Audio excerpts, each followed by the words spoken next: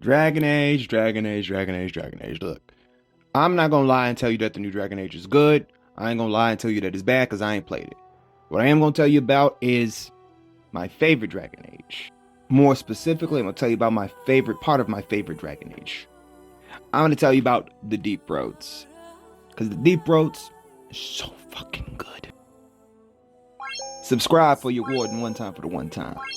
The Deep Roads is just peak. It's perfect. It's the best part of my favorite game of all time. Okay, one of my favorite games of all time. The only reason it's not the favorite game of all time is because, Baldur's Gate is like right there on their head, and it's told, it's prettier, it's more polished, it's got the mods. But like, if it wasn't for Dragon Age Origins, I wouldn't even be on that Baldur's Gate 3 tip. So, we gotta respect the OG. Now, it may be a controversial take for me to be like, the Deep Roads is the best part of the game. I know a lot of people are like, man, it's boring, man, it's long. And listen, sometimes you just gotta let that wash over you. You know what I'm saying? You gotta let the fact that you're gonna be going through the mud, through the muck, through the sludge, that you're gonna have to fight for every single godforsaken inch of this dirt. You're gonna have to grind it out. You're gonna have to struggle. You're gonna have to go heads up against some abominations. But you just need to let that happen, you hear? And that's what the Deep Roads experience really is. Playing through the Deep Roads is, you show up, you get jumped. You show up, you get jumped. You show up, you get jumped. It's just mollywop after mollywop after mollywop. Everybody's out to cut your throat. And what's worse, they can do it.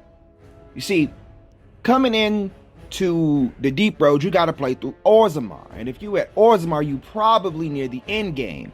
And this is where you should be feeling like you're the strongest person ever, right? This is about to be end game. But before you get into Orzammar, you get jumped and they top tier level on you.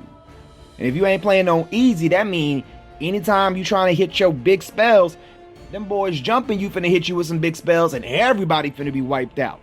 Now, me personally, I like going to Orzammar first, if not first, second. I like being in the grip, because if you play through as a dwarf, there's a reason why you should be there, right? See, if I'm a dwarf, I'm already on the timing of I gotta get home immediately, and nothing's stopping me. We going back home one time for the one time, and what I really liked about the Deep Roads starts with what I really like about Orzammar, and that is that it tricks you and it sets you up. If you're a highborn dwarf, you're probably a little upsetty with your little brother Balin. He framed you for killing your brother and got you sent to the Deep Roads as a punishment. So you already got that taste of the Deep Roads and you're supposed to die down there. So you might be a little peeved, a little upsetty with the brother Balin. But if you're a lowborn dwarf, you might just want to be on some more ruthless timing and handling with others because you finally got a little bit of power because TLDR, you castless. Cast is all that matters in dwarven culture, and the only reason that you ain't dead is because you got saved by the wardens. But word on the street is Balin might be a little sympathetic to the plight. So maybe you want to throw him a little favoritism. But even if you're not a dwarf, it sets you up because it starts off with like, Lord Heremont is a kind old man, and Balin is a prick.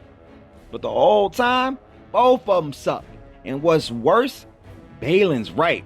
And I likes that, you know what I mean? Because see, you thought it was going to be like, oh, the traditional kind guy, maybe he's the good leader. And it's like, nah, boy, these dwarves, they hard-headed. You got to be an autocrat. You got to be a progressive dictator. You got to be Singapore on here, on one time for the one time.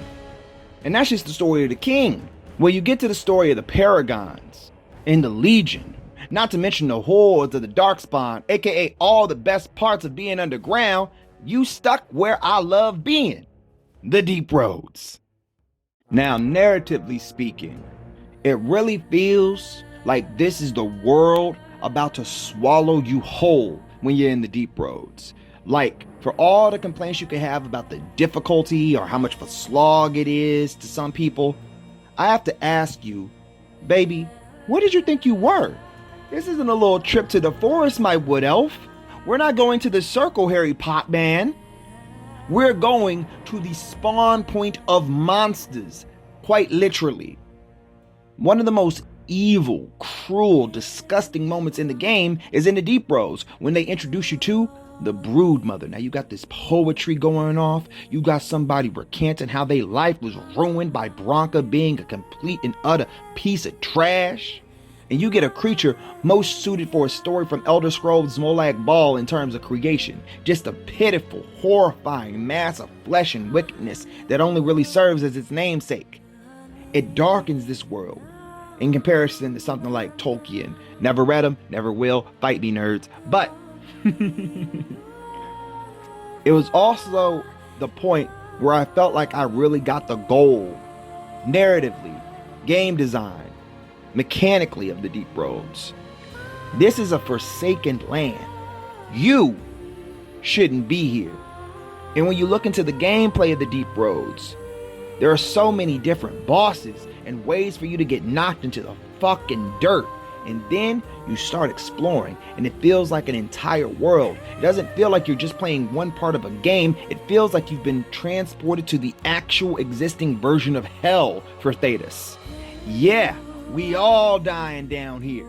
You think maybe we'll get back to the surface and things will be better, but you don't actually know that you're gonna get back to that surface. By the time that you meet the Legion of the Dead, they fighting Darkspawn, and it's like, yeah, no, we dying down here, big fella. And you fighting cursed items that really shouldn't exist because they like magical and dwarves can't do magic, and you get closer and closer to the source of the Darkspawn, and you see how evil and corrupted and just disgusting they are. And it's like, yo, whatever I see next, I'm finna obliterate. And after all that sludge, all that grind, all that grit, you run into that stank bitch Bronca. And the OG Carradine, but you know, only thing I can say about him is he a golem now, so that's cool. And you get to decide who you gonna support. Are you gonna be a good person, or are you gonna be a piece of shit?